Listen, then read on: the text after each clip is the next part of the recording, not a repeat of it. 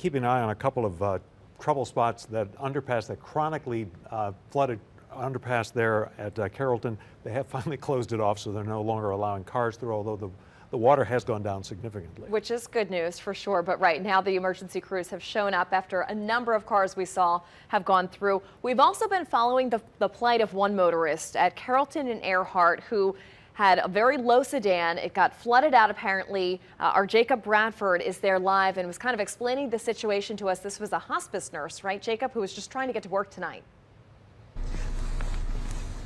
Yeah, Meg, that's right. Her name is Gina. She is from Phoenix. She just moved here in October. You can see that's Earhart Boulevard right there, and the water has gone, even just in the last minute or so that y'all were tossing to me. All that water is now off of Earhart Boulevard right there, but unfortunately Gina's car is still there.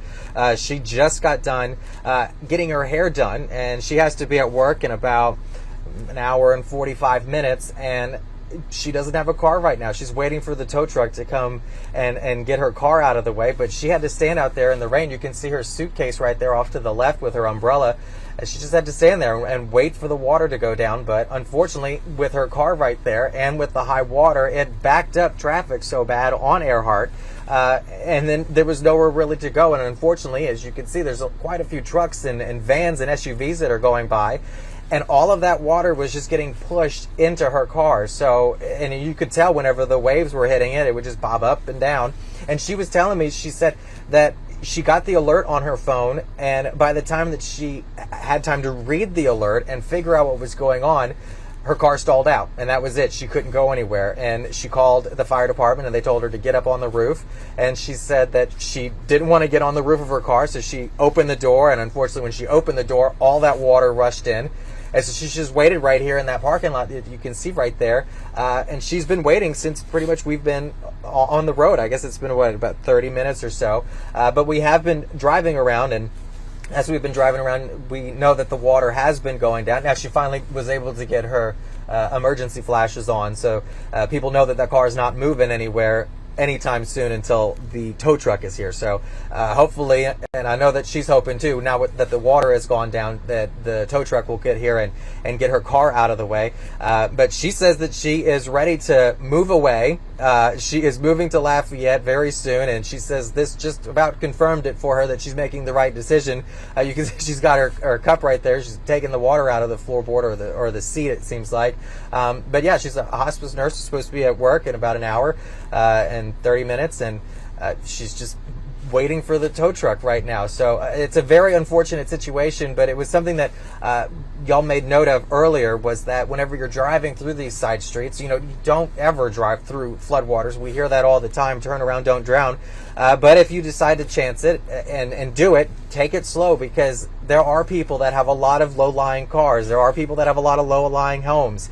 And all of that water, the faster you go, the more it gets pushed into their cars or their homes. So, and unfortunately, that's what happened with Gina right here after her car stalled out. The damage probably would have been a lot less if people weren't driving so quickly and pushing more water into her car. And I'm actually, frankly, surprised that she's the only one that stalled out.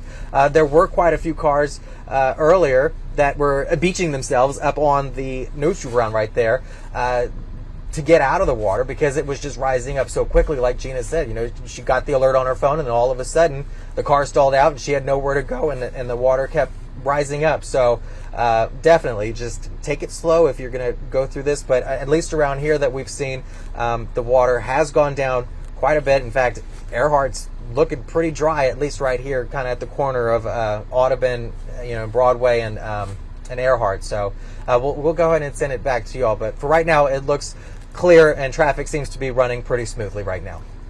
All right, thanks for that very much, Jacob Bradford. And anybody who was watching about an hour and 15 minutes or so ago, I mean, the water was, up to the just under the car. Well, obviously above the bottom of the door. So I can understand why she would call the fire department, ask what to do. And unfortunately, when she opened the door, as Jacob said, all the water came rushing in. I mean, what a shame. And that's the thing. And a lot of people made it through the floodwaters today. They may find, depending upon how quickly they did that and how long they were in those floodwaters, that they may have an expensive bill. Not passing judgment, people have to get where they have to go. Well, yeah, and you think, my car can make it through. You think I could just kind of push on through, and then you might have, some problems I afterwards. say that, Bruce Katz, as someone Yeah. who learned a very expensive lesson. you In know, the the Saturday night before Hurricane Juan. Oh, no. When the one time it's happened to me, and it won't happen again. I'm covering my ears, Yes. right. You know, the irony of this, John, we were talking, Sky Harbor International Airport in Phoenix, the average rainfall all year, 7.2 inches.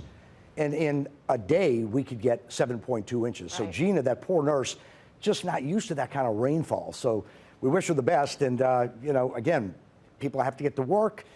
Sometimes the best thing is be honest. Hey, boss, I can't get in. It's flooded. What's So the there you have it. definition of a desert? 10 inches or less, something like that? Yes.